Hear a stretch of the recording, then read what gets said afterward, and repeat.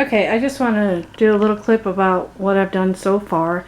And I used some craft paper, and my back window was 4 feet by 17 inches. So this is roughly 4 feet by 17 inches. The problem is it just wants to curl and curl, so I'm gonna have to like roll it the other way a couple times and get it to not do that.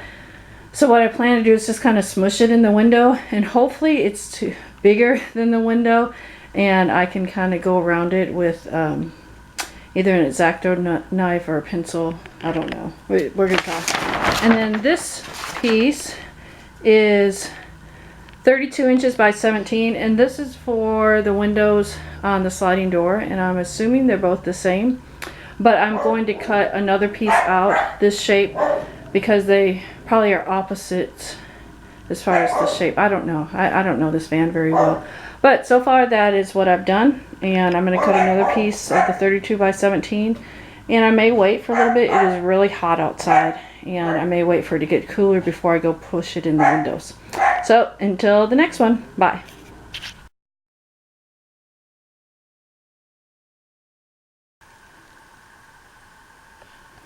Alright, so I wanted to show you the steps as I'm doing this, and I cut out some brown paper to make kind of like a template, and then I went in the van this morning because it's a little cooler here in Nashville today, and so I just pushed them into the windows to try and get, you know, how they fit. And so I'm going to cut these out, of course, with scissors.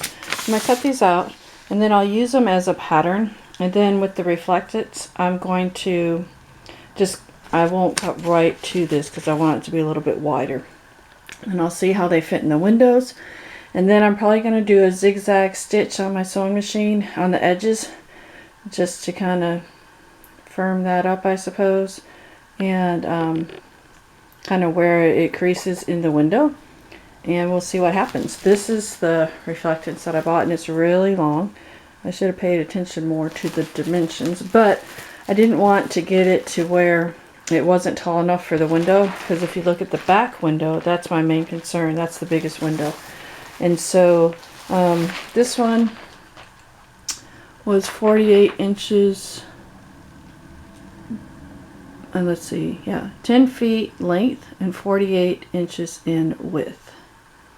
And so I'm going to cut the Reflectix out, see how that fits in the window, hopefully before it gets hot. It's not really supposed to get hot too much today. It's supposed to do a lot of raining. So, and then one picture I noticed here, you see how it puts that in the cooler? My daughter purchased me a cooler for Mother's Day. It's just a small one, which is all I probably will ever need for now. But I think I'm going to, if I have some left, I'm going to line my cooler like that, just so it can keep things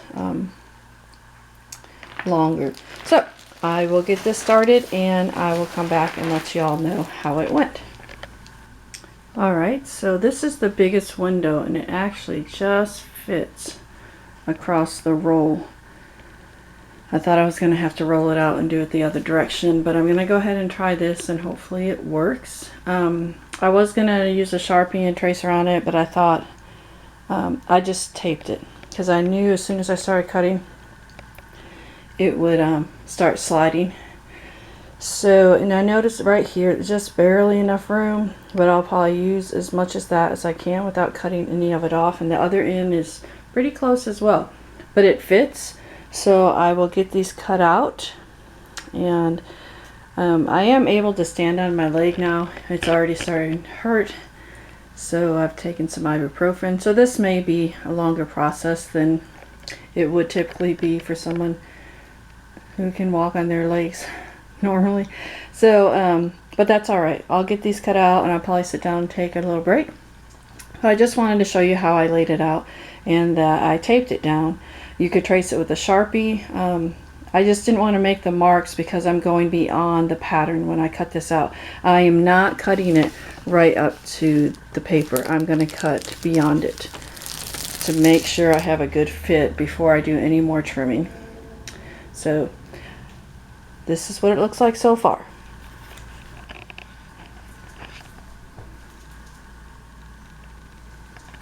Here are the two sliding door windows. Just wanted to show you how I laid it out. And I do have a big space in the middle, so I'm hoping I can save most of that. Maybe I can use it in my cooler. I hate to waste any of this. And what I did is I brought the patterns all the way it's close to the edge, leaving a little trim. I'm not even going to cut that. That is the little trim that I want to leave. So, and then I have used Scotch tape to tape them down. And I will get these cut out.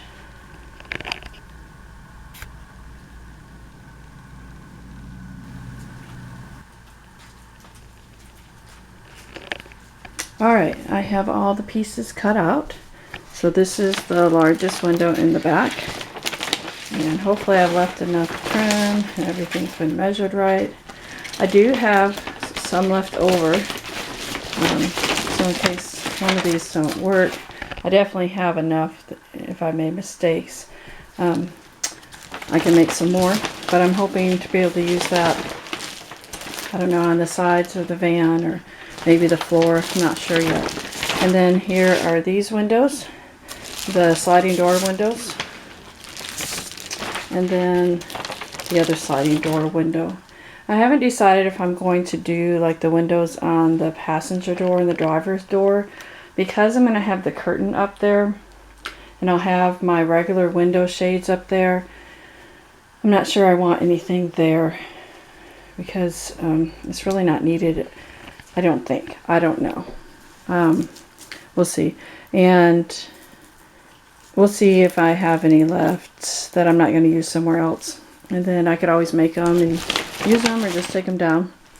But I do have a lot left that I can use on other things. And then I've got this centerpiece. I'm hoping some of that will fit in the cooler. Maybe the lid or the bottom sides and so forth. Alright, so we're getting closer. I am going to just sit down for a little bit and wait for my Advil to start working. And then I'm going to go try these in the windows.